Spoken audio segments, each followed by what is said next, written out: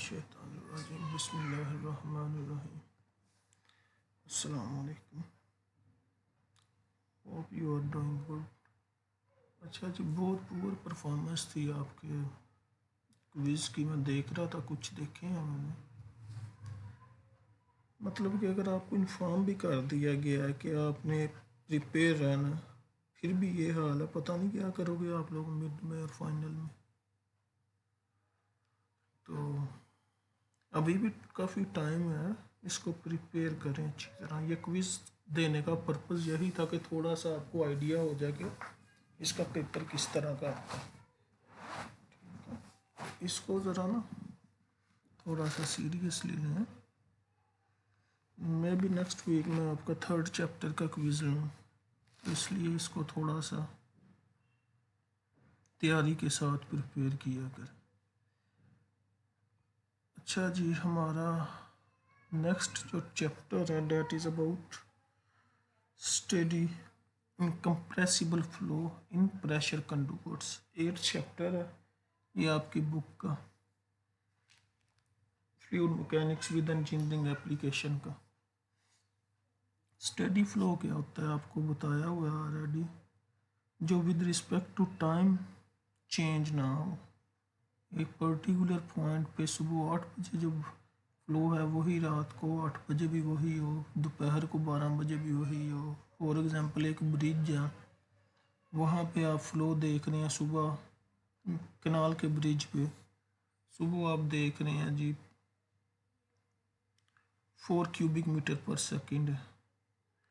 2 घंटे बाद देखते हैं उस वक्त भी वो सेम ही रहता है विद रिस्पेक्ट टू टाइम। दोपहर 12 बजे देखते हैं फिर भी वो उतना ही रहता है। यानी कि with respect to time flow में कोई किसी किस्म की चेंज ना आए, उसको हम बोलते हैं स्टेडी फ्लो। इनकम्प्रेसिबल फ्लूइड, आपको पता है ऐसे फ्लूइड जिनको हम कंप्रेस ना कर सकें, लेकिन actually in reality there is no fluid that is incompressible. सारे फ्लूइड जो हैं वो कंप्रेसिबल हैं। डिपेंड करता है कि वो कितने कंप्रेस होते हैं। जैसे कि मैंने पहले भी आपको बताया था कि अगर हम यूजुअली इसको लिक्विड्स को, वाटर को हम इनकम्प्रेसिबल लेते हैं, लेकिन इसके अंदर इसको आप कंप्रेस कर सकते हैं। जैसे कि आप सोडा वाटर की बोतल्स देखते हैं, में कंप्रेस किया होता है, जब आप उसको ओपन करते हैं तो एक प्रेशर निकलता है बाहर की तरफ। या आपको पहले भी एग्जांपल दी थी कि ये जो होती है साउंड वेव्स, ये पास करती हैं वाटर में से, इसी वजह से पास कर सकती हैं कि इनको कोई मीडियम मिलता है। तो मीडियम मिलता है तो वो पास करती हैं। और वो मीडियम किस वजह से होता है कि उसके अंदर कोई स्पेस है। अगर स्पेस है तो definitely you can compress that particular fluid. तो ये सारे जो भी फ्लूइड होगा उसको आप कंप्रेस कर सकते हैं, लेकिन हमने कोई रेफरेंस तो रखना है, कोई बेंचमार्क तो रखना है जिसके हिसाब से हम दूसरी चीज़ों को स्टडी कर सके। तो इसलिए हम कह देते हैं जो लिक्विड ख़ास तौर पे वाटर, उसको हम कह देते हैं कि इनकम्प्रेसिबल है। प्रेशर कंडक्टर्स मीन पाइप्स, ऐसी बॉडी जिसमें प्रेशर जो है वो ज़्यादा हो as compare to atmospheric pressure. यानी कि एटमॉस्फेरिक प्रेशर से कोई भी बॉडी जिसमें प्रेशर ज़्यादा हो उसको हम बोल देते हैं प्रेशर कंडक्टर्स। फॉर एग्ज़ाम्पल जो पाइप्स होती हैं जिसमें आपका वाटर मूव करता है, उनमें प्रेशर ज़्यादा होता है एज़ कम्पेयर टू एटमॉस्फेयर, क्योंकि उसकी जो बाउंड्रीज़ हैं पाइप की वो एक प्रेशर लगाती हैं उस बॉडी पे जो उसके अंदर से मूव करती है। ठीक है। तो एनर्जी इक्वेशन आपने देखी है पहले, for real incompressible fluid Z1 plus P1 over gamma plus V1 square over 2 g. ये इक्वेशन आपने देखी हुई है पहले भी।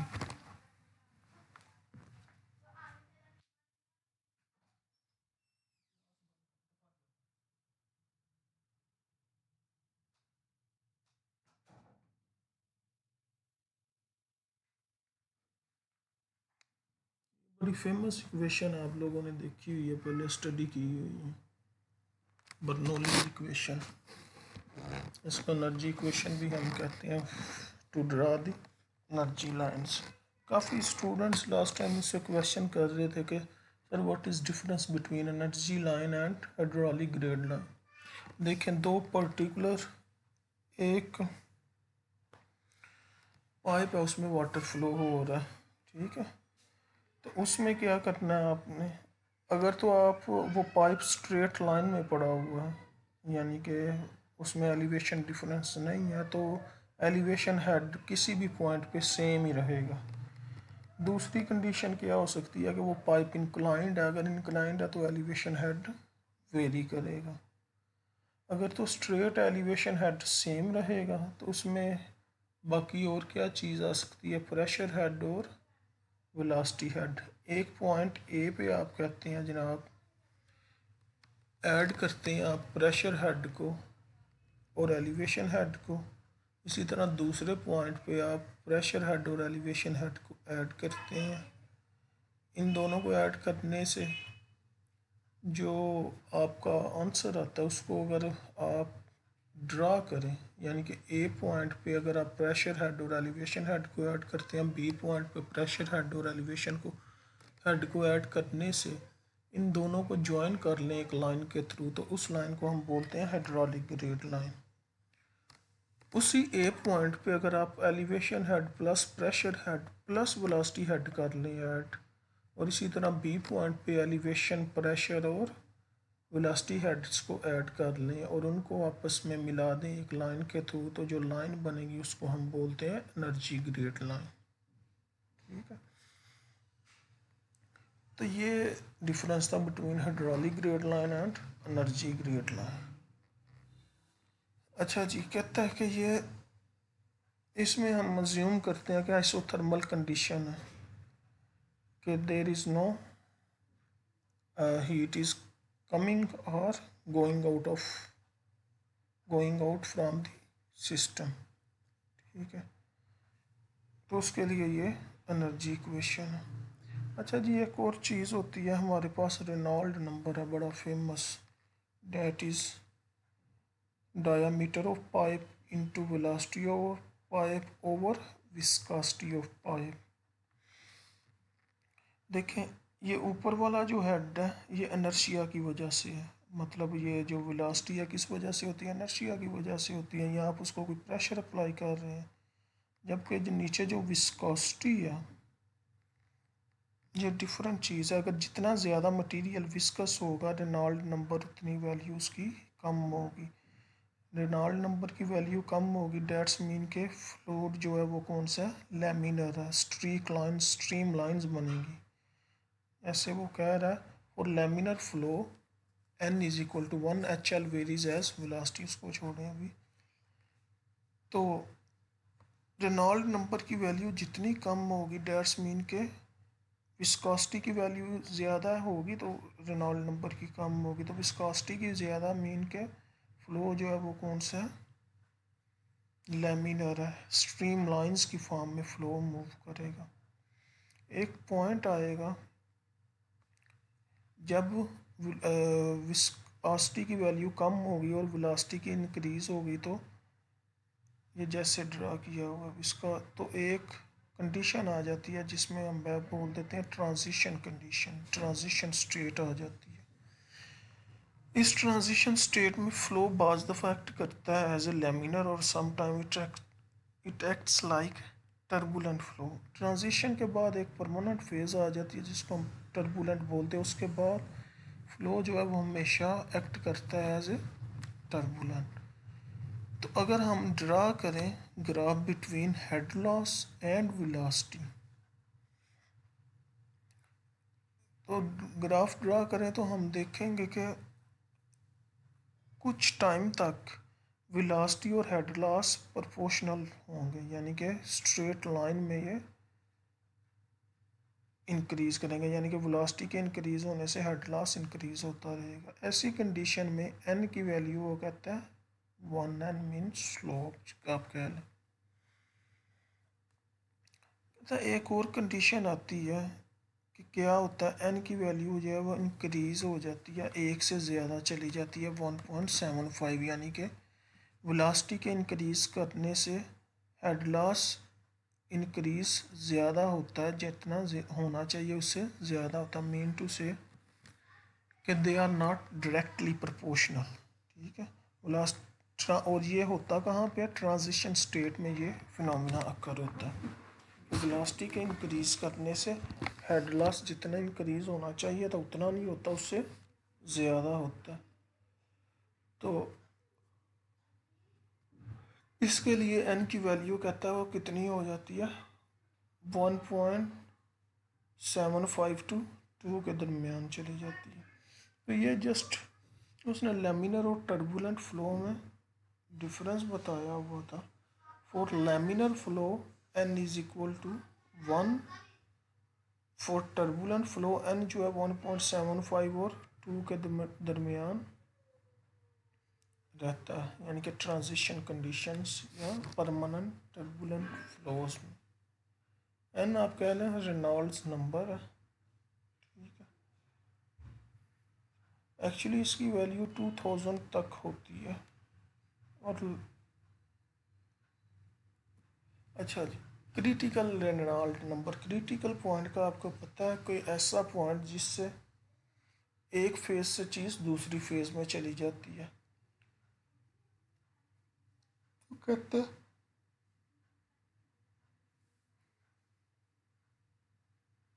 इसकी कोई खास डेफिनेट वैल्यू नहीं होती, लेकिन हम यूजली क्या करते हैं, इसकी वैल्यू जो है रेनॉल्ड नंबर की 2000 ले लेते हैं, यानी कि 2000 से अगर नीचे रहेगा तो उसको हम लेमिनर बोल लेंगे, 2000 से अगर ऊपर चला जाएगा तो उसको हम टर्बुलेंट फ्लो बोल देंगे। कहता for water at 20 degree centigrade the kinematic viscosity is 1, यानी कि ये आप टेबल से भी दे सकते हैं, जो मैंने आपको स्टार्ट में टेबल बताए थे at the end of first chapter. Kinematic viscosity 20 degree centigrade पे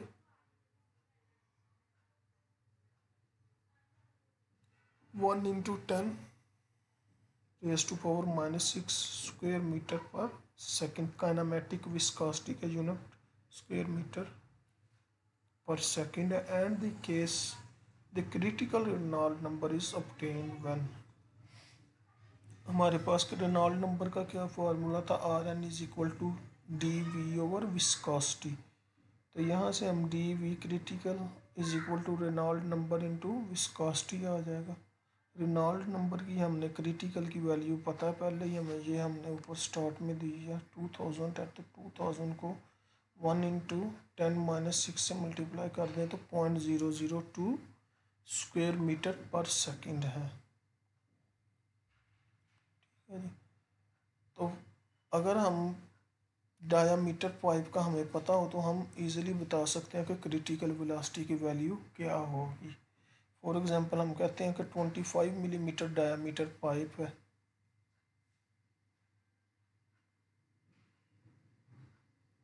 तो इस पाइप में क्रिटिकल वेलोसिटी की वैल्यू क्या होगी वो हम इजीली फाइंड आउट कर सकते हैं। ये हमने डी वी क्रिटिकल ऊपर देखा था 0.002 स्क्वायर मीटर पर सेकंड है, तो इसको डिवाइड कर दें डायामीटर से तो ये 0.08 मीटर पर सेकंड जो है ये क्रिटिकल वेलोसिटी होगी। या हम कह सकते हैं कि 2.5 मिलीमीटर और 25 मिलीमीटर जो है डायमीटर पाइप के लिए जो क्रिटिकल वेलोसिटी की वैल्यू हो सकती है वो 0.08 हो सकती है।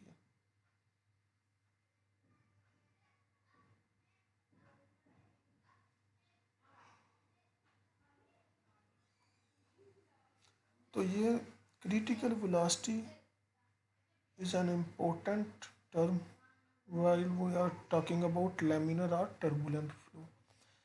क्रिटिकल वेलोसिटी से अगर वेलोसिटी ज़्यादा हो जाए तो चेंज हो जाता है from laminar flow to turbulent flow, लेकिन अगर क्रिटिकल वेलोसिटी से वेलोसिटी कम हो किसी भी फ्लोइंग लिक्विड की then it will remain into laminar flow form. ठीक है, ये याद रखना है, क्रिटिकल वेलोसिटी वो वेलोसिटी है जिससे अगर वेलोसिटी फ्लूइड की ज़्यादा हो जाए तो वो लैमिनर से टर्बुलेंट में चला जाता है। ठीक है, अगर उससे क्रिटिकल वेलोसिटी से वेलोसिटी किसी भी फ्लोइंग फ्लूइड की कम हो तो वो लैमिनर फ्लो होता है। जी एग्जाम्पल उसकी एक देखते हैं, आपको ज़रा ज़्यादा क्लियर हो जाएगा।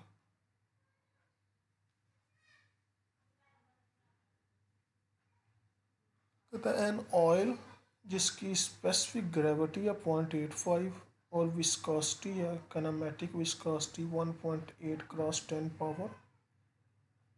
10⁻⁻⁵ है, flows in a 10 centimeter diameter pipe at 0.50 litre पर सेकंड। फ्लो भी दे दिया, डायमीटर भी दे दिया। कहता बताएं फ्लो टर्बुलेंट है या लैमिनर है। तो आपके पास रेनॉल्ड नंबर फाइंड आउट करने के लिए फार्मूला Rn=dV/, विस्कोसिटी, डायमीटर आपको गिवन है, डिस्चार्ज आपको गिवन है, तो आप वेलोसिटी निकाल लें। वेलोसिटी क्या है, डिस्चार्ज ओवर एरिया। डिस्चार्ज आपको गिवन है 0.5 लीटर पर सेकंड। इसको पहले किस में कन्वर्ट करना, क्यूबिक मीटर पर सेकंड में।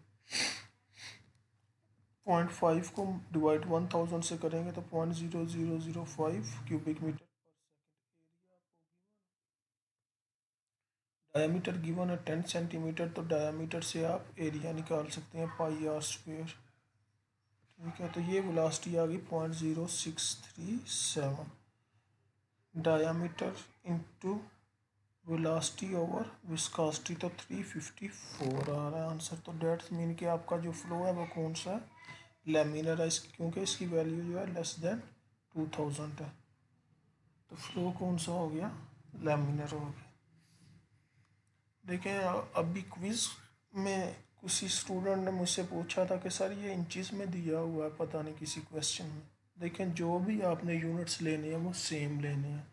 अगर आप FPS सिस्टम में सॉल्व करना स्टार्ट किया तो हर चीज़ FPS सिस्टम में लेनी है। अगर आपने SI यूनिट्स में सॉल्व करना स्टार्ट किया तो हर चीज़ SI यूनिट्स में लेनी है। यहाँ पे देखें डिस्चार्ज जो आपको गिवन है लीटर पर सेकंड में, इसको आपने किस में कन्वर्ट करना है, SI यूनिट्स में। तो 0.5 को 1000 से डिवाइड करके क्यूबिक मीटर पर सेकंड में कन्वर्ट किया गया। तो ये चीज़ें ज़रा आपने जहन में रखनी है कि यूनिट्स हमेशा सेम रखनी है। जिस सिस्टम में आप मूव कर रहे हैं उसी में सारे यूनिट्स लेने हैं। ये नहीं करना कि डिस्चार्ज FPS सिस्टम में है तो आप वेलोसिटी को SI यूनिट्स में ले रहे हैं। ठीक है, ये नहीं करना, हमेशा सेम यूनिट्स आपने लेने हैं। इसी तरह हाइड्रोलिक रेडियस होता है area over wetted perimeter. Area कौन सा होता है, क्रॉस सेक्शनल एरिया। एक पाइप है उसमें वाटर फ्लो कर रहा है तो उसका आप क्रॉस सेक्शनल एरिया की बात करते हैं हमेशा, यानी कि डायामीटर जो लेते हैं उससे जो एरिया आप निकालते हैं πd²/4, वो क्रॉस सेक्शनल एरिया होता है। वेटेड पैरामीटर क्या होता है, वेटेड पैरामीटर होता है कि जब कोई चीज़ फ्लो कर रही है तो वो जहाँ जहाँ टच करती है उसको बोलते हैं पैरामीटर। फॉर एग्जांपल एक पाइप है उसमें वाटर फुली फ्लो कर रहा है कि वो फुल है पाइप, तो उसका वेटेड पैरामीटर क्या होगा, 2πr होगा। ठीक है, उसका सरकमफ्रांस, सारे सरकमफ्रांस को, क्योंकि वो टच कर रहा होगा वाटर। तो हाइड्रोलिक रेडियस क्या होता है, area over wetted perimeter. Area कहता है cross sectional area, P is the wetted perimeter at that portion of the perimeter of the cross section where there is contact between fluid and solid boundaries. जैसे कि मैं अभी कह रहा था circular pipe के लिए इसका एरिया तो होगा πr² क्रॉस सेक्शनल एरिया और वेटेड पैरामीटर 2πr। आर को आर से कट गया, पाई से, तो r/2 जो होगा हाइड्रोलिक रेडियस होगा in case of cross sectional pipes, fully flowing pipe, यानी कि जिसमें पानी जो है फुली फ्लो कर रहा है।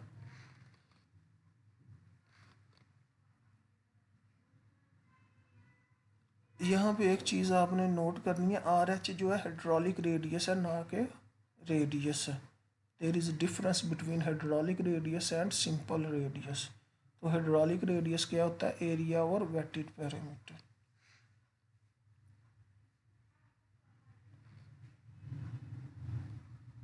अब देखें, वो तो था क्रॉस सेक्शनल के लिए। अगर रेक्टेंगुलर पाइप हो, ठीक है, इसका वेटेड पैरामीटर क्या होगा? एक ये वाली साइड, एक ये वाली साइड, अगर ये फुली फ्लो कर रहा है, एक ये वाली साइड और एक ये वाली साइड, यानी कि 100 प्लस, क्योंकि इसकी डिमेंशन 100 दी हुई है, इसकी 50 है, तो 100 प्लस 100 प्लस 50 प्लस 50, तो ये 300 इसका पैरामीटर बनेगा। इसी तरह इसके फॉर्म में देखें, ये 200 दी हुई है डिमेंशन, तो 200 प्लस 200 प्लस 25 प्लस 25, ये 450 बन रहा है। ठीक है, ये चीज़ें आपने, अगर वो कहता कि हाफ, ये रेक्टेंगुलर का जो है हाफ है, अगर हाफ की बात कर रहा होता, यानी कि फ़्लो जो हो रहा है वो हाफ एरिया पे हो रहा है, तो आपने क्या करना था? 50 का हाफ ले लेना था, 25 प्लस 25 प्लस 100, इतना सा होना था, क्योंकि ऊपर वाली साइड पे तो फ़्लो नहीं कर रहा, तो ऊपर वाला 100 ऐड नहीं था होना, तो ये हो जाना था 100 प्लस 25 प्लस 25, यानी कि 150 हो जाना था, अगर वो कहता कि इसके हाफ तक वाटर फ्लो कर रहा है। ठीक है, क्योंकि बात मैंने क्या समझाई थी कि वो एरिया जहाँ पे वो कंटेक्ट कर रहा है, that will be known as perimeter.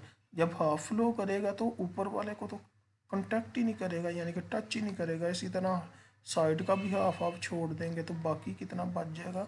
नीचे वाला हाफ, और नीचे वाला सारा, और साइडों का हाफ हाफ। ठीक है, ये याद रखना।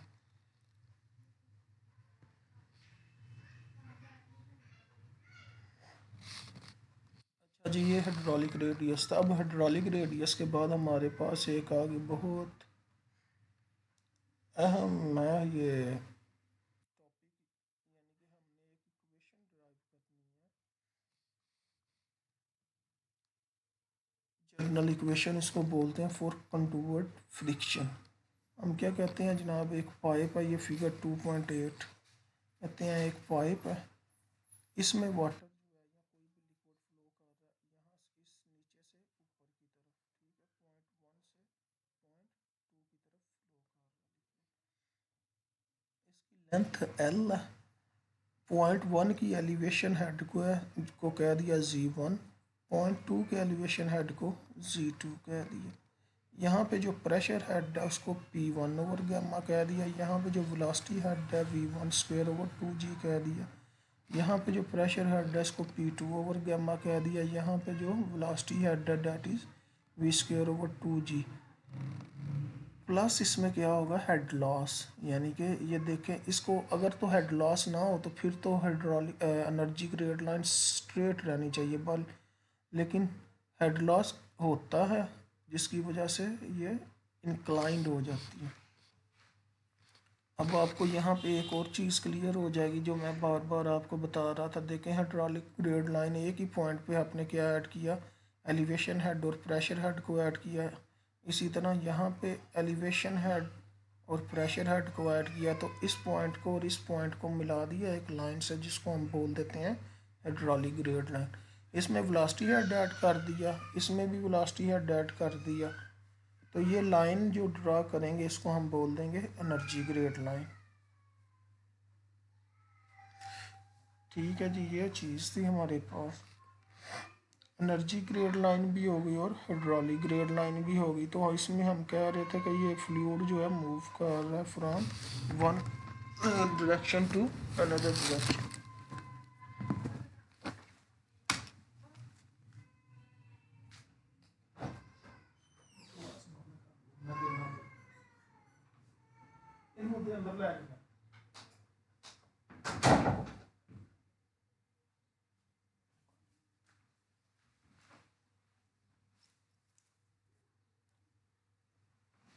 अच्छा जी, ये बात कर रहे थे हम, तो वो एक साइड से मूव किया, फ्लो किया नीचे से ऊपर की तरफ।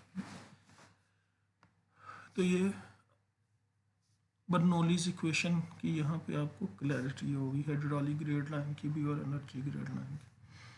अब देखें, हम अगर कहें कि ये स्टैटिक फ्लूइड है,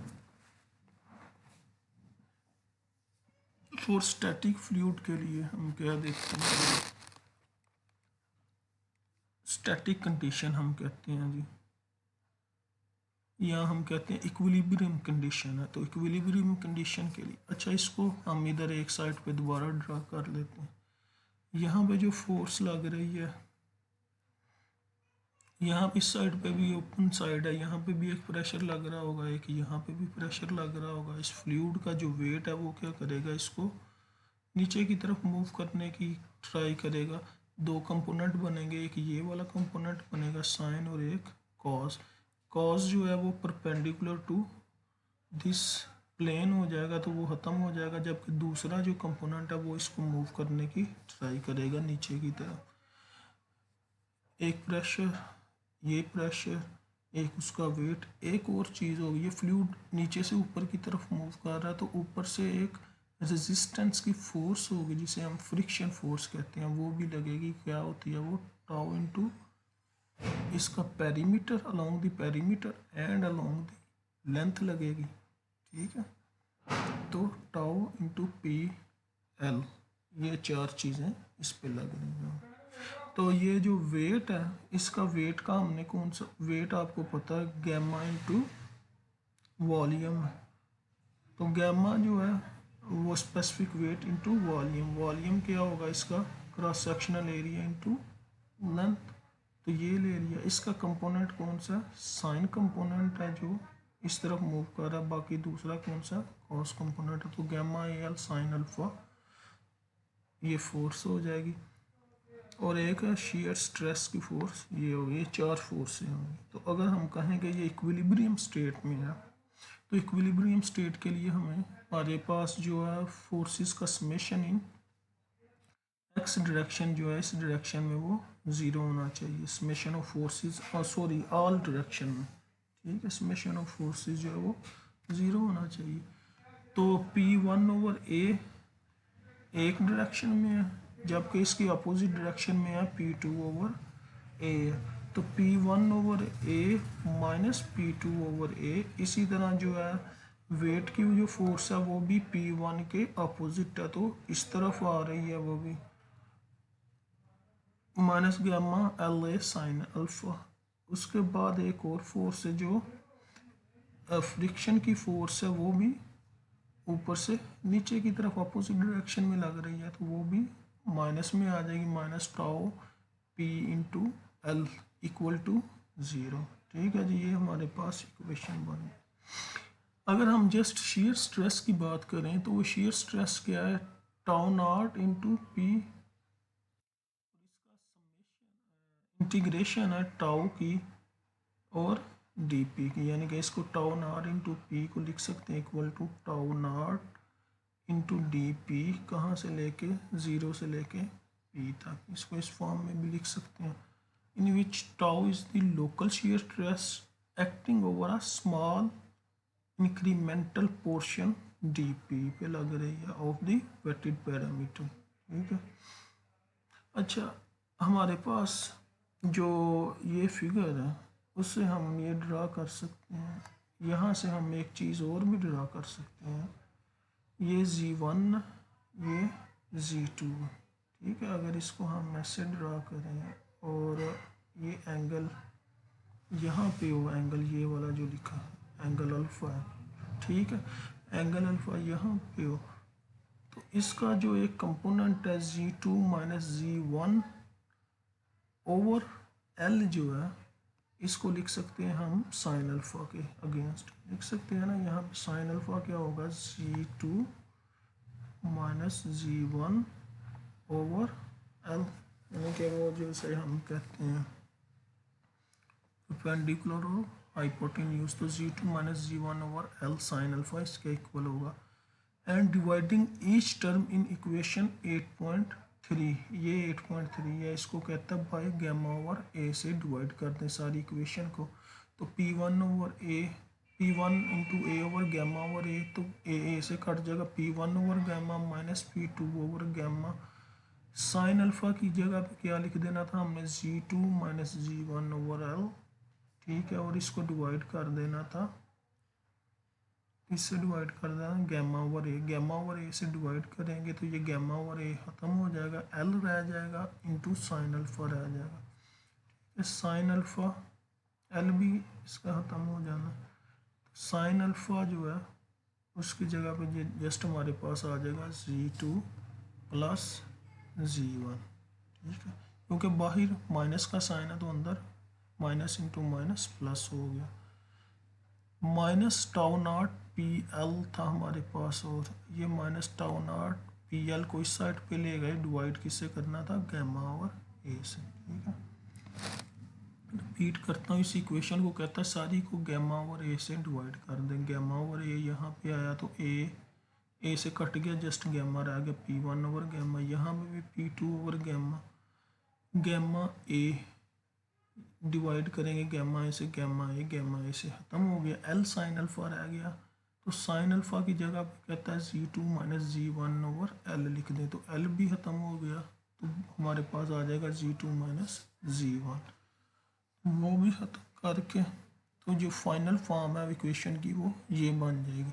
कहता from the left hand sketch of figure 8.2 it can be seen that, जो हमारे पास इक्वेशन फिगर 8.2 है उसके लेफ्ट हैंड स्केच से कहता है H L is equal to G1 plus P1 over gamma minus G2 plus P2 over gamma, यानी कि ये वाली जो हमारे पास यहाँ से हमारे पास एक चीज़ हमने देखी, एच एल जो है वो किसके इक्वल है, G2, यानी कि ये पूरी बर्नौलीज इक्वेशन के इक्वल है।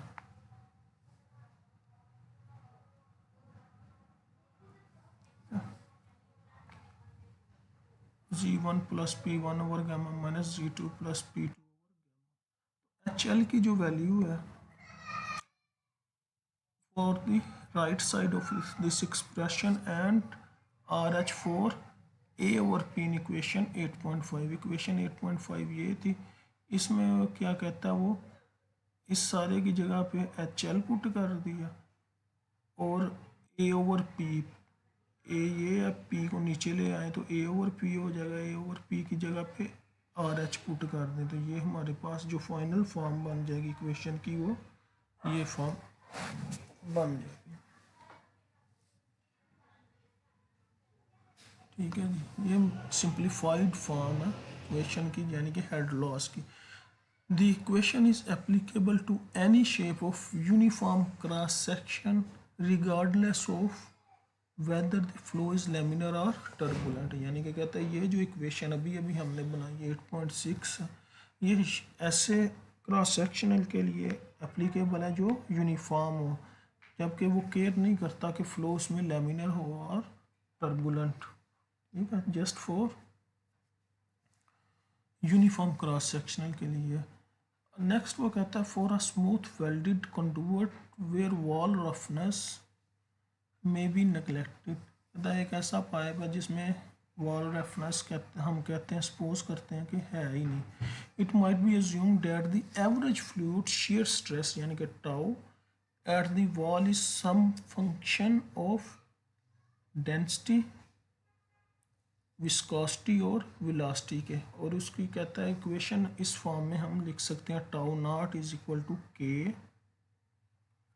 Are H hydraulic radius, density, viscosity, absolute viscosity और वेलोसिटी की फॉर्म में, और इनके ऊपर आर एच के ऊपर ए लिख दिया, डेंसिटी के ऊपर बी का नाम, एब्सोल्यूट विस्कोसिटी के ऊपर सी और वेलोसिटी के ऊपर वी एन, ठीक है, ये इनके सुपरस्क्रिप्ट्स। कहता है वेयर के इज अ यानी कि वो कांस्टेंट। अब इनको इस इक्वेशन को 8.7 को अगर हम लिखें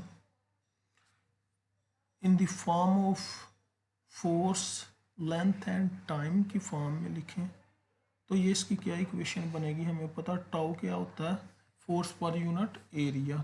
तो force into per unit area, area के ये डिमेंशंस क्या होती हैं, एल है, लेंथ का स्क्वायर है तो एल की पावर -2 आ गया। इसके बाद हमारे पास के है, के डिमेंशन लेस है, पहले ही हमने कहा वैसे का वैसा लिखा रहने देंगे। उसके बाद और आ गया हाइड्रोलिक रेडियस। तो हाइड्रोलिक रेडियस क्या होता है, एरिया ओवर पेरीमीटर, यानी कि लेंथ का स्क्वायर ओवर लेंथ। तो ये लेंथ खाली बच जाएगी, तो उसके लिए एल आ गया, एल की पावर ए। इसके बाद डेंसिटी। तो डेंसिटी हमें पता है, डेंसिटी क्या होती है, मैस ओवर वॉल्यूम। डेंसिटी है हमारे पास मैस ओवर वॉल्यूम, जैसे कि ये गिवन है। तो मैस किसके, एम जी के इक्वल होता है, तो एम किसके लिए, weight over acceleration due to gravity. तो वेट ओवर वॉल्यूम इनटू जी।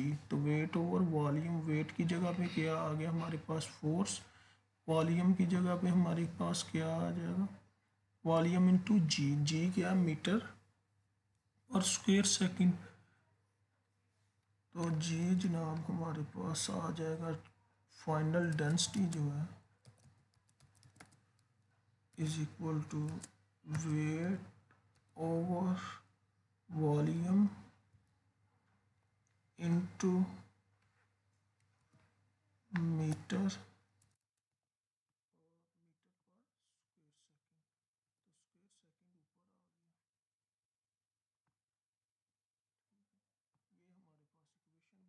यूनिट्स उसमें लिखा है डिमेंशंस की फॉर्म में। तो ये हमारे पास आ जाएगा force, force into square second है। स्क्वायर सेकंड्स की क्या डिमेंशन आ जाएगी, टी, टाइम की, टाइम का स्क्वायर आ जाएगा हमारे पास। उसके बाद हमारे पास वॉल्यूम है, वॉल्यूम की क्या होती है, वॉल्यूम के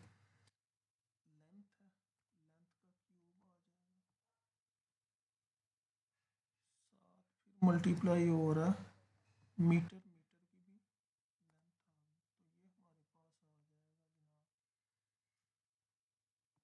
तो ये हमारे पास आ जाएगा जनाब फोर्स,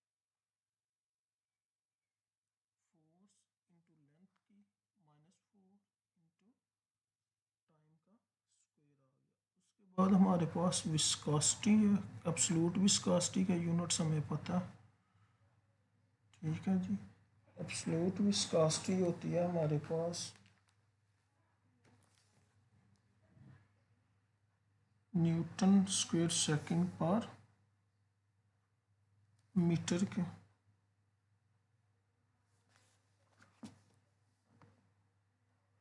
न्यूटन पर स्क्वायर सॉरी न्यूटन पर स्क्वायर मीटर ओवर सेकंड होती है। तो न्यूटन की जगह पे फोर्स आ गई, स्क्वायर लेंथ का है तो एल की -2 आ गई, पर न्यूटन सेकंड पर स्क्वायर मीटर होता है ना एक्चुअली, सॉरी न्यूटन सेकंड पर स्क्वायर मीटर है। तो न्यूटन की जगह पे फोर्स आ गई, सेकंड की जगह पे टाइम आ गया, स्क्वायर मीटर की जगह पे एल की -2 आ गई। ये विस्कोसिटी की जगह पे आ गई। वेलोसिटी की जगह पे आपको पता मीटर पर सेकंड है, तो ये आ गए उसके यूनिट्स लिखे हुए हैं। इसको कहता है as the dimension on the two sides of the equation must be the same, यानी कि इसको सॉल्व करें फॉर एफ के लिए। तो एफ के लिए अगर आप सॉल्व करेंगे तो इस साइड पे एफ की पावर 1, इस साइड पे देखें एफ की पावर एक बी आ रही है, एक एफ की पावर सी आ रही है। तो ये हमारे पास आ जाएगा 1 is equal to B plus C. L के लिए अगर इसको सॉल्व करें तो इस साइड पे जनाब हमारे पास एल की -2 है, इस साइड पे एल की -4 है, -2 है और एल, यानी कि ये लिख दिया ए -4 बी -2 ए प्लस एन। इसी तरह टाइम, टाइम के लिए लिखें, इस साइड पे टाइम के लिए कुछ भी नहीं है, इस साइड पे टाइम के लिए स्क्वायर है टाइम का बी के लिए पॉजिटिव है, यहाँ पे टाइम सी और यहाँ पे टाइम एन, ठीक है। तो ये आ जाएगा 2b plus C plus N लिखा हुआ है, हालांकि ये प्लस एन नहीं है। यहाँ पे मिस्टेक है, ये -n 2b+c-n, क्योंकि इस इक्वेशन में हम जाती हैं ना, ये -1 है तो -1 की n माइनस है, ये गलत लिखी हुई है इक्वेशन। इनको सॉल्व करें तीनों इक्वेशंस को, तो हमारे पास a की जो वैल्यू बनेगी वो आएगी n-2 in terms of n। अगर आप सॉल्व करें b आएगी n-1 और c आएगी 2-n। ये जो हमारी इक्वेशन थी स्टार्ट वाली 8.7, इसमें हम इसको पुट करते हैं, ये जो वैल्यूज़ a b और c कॉन्स्टेंट्स की हैं, तो ये आ जाएगा n-2 n-1 2-n और वेलोसिटी की n आ गई। ये इक्वेशन बन गई। इसको सिंप्लीफाई करते हैं, k = r h वेलोसिटी की पावर n थी, रो की n थी, और एब्सोल्यूट डेंसिटी इसको सभी को n-2 की फॉर्म में लिख दिया। अगर n-2 की फॉर्म में आपने लिखना है इस सभी को, तो हमारे पास तो हर चीज़ n-2 की फॉर्म में नहीं थी। चलो r h जो है वो n-2 की फॉर्म में था, डेंसिटी जो थी हमारे पास n-1 की फॉर्म में थी। अगर इसको -2 की फॉर्म में लिखना है तो क्या करना पड़ेगा, डेंसिटी से मल्टीप्लाई भी करना पड़ेगा, डिवाइड भी करना पड़ेगा। जो डिवीजन वाली है वो ऊपर आके n-2 हो जाएगी, एक हमारे पास एक्स्ट्रा डेंसिटी आ गई, ठीक है। और क्या वेलोसिटी की n है, जबकि हमें n के साथ -2 भी चाहिए, तो हमें वेलोसिटी के स्क्वायर से मल्टीप्लाई भी करना पड़ेगा और डिवाइड भी करना पड़ेगा। डिवाइड वाला ऊपर आके इसको n-2 बना देगा। ये जो है एब्सोल्यूट डेंसिटी, इसको अगर नीचे ले जाएं तो 2-n की बजाय ये n-2 हो जाएगा। ये सारा हमने इस फॉर्म में लिख दिया। ये जो डेंसिटी और वेलोसिटी साथ आई हैं वो इस फॉर्म में इसको बनाने की वजह से आई। अब 2 से मल्टीप्लाई भी कर दें, 2 से डिवाइड कर दें, इस सारी को RH रो ओवर विस्कोसिटी जो है, ये क्या है आपको पता ही है, रेनॉल्ड्स नंबर है। इस फॉर्म में इसको लिख दिया।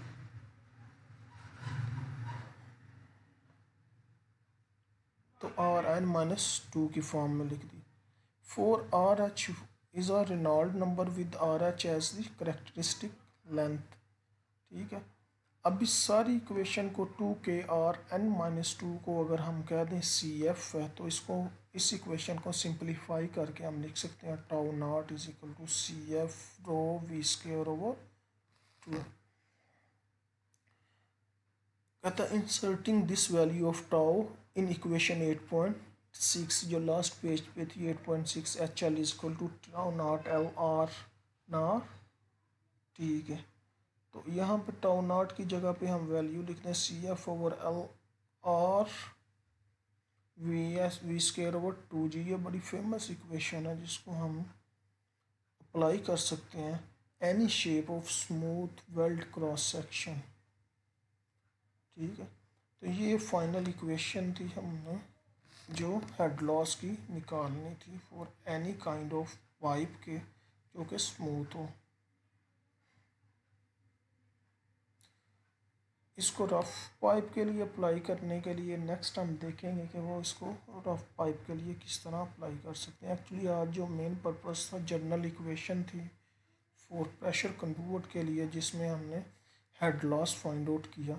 अगर आपको क्वेश्चन आ जाए कि derive the head loss in pressure conduct, तो आपने ये सारी इक्वेशन स्टार्ट से लेके यहाँ तक प्रूव करनी है। यहाँ जस्ट आपको ये दे दिया प्रूव HL = CF/LR v²/2g, तो आपने स्टार्ट से शुरू करना है और इसको प्रूव करना है।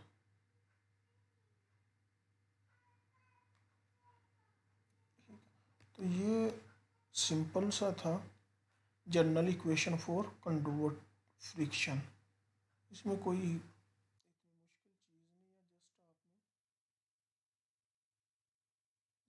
इतनी मुश्किल चीज़ नहीं है, जस्ट आपने इसके स्टेप्स देखने हैं कि ये किस तरह इसको सॉर्ट आउट किया, ठीक है। तो आज का लेक्चर हमारा यहीं तक होगा। तीसरे चैप्टर की भी तैयारी करें, उसकी में भी मैं किसी दिन क्विज उसका भी रख लूँ।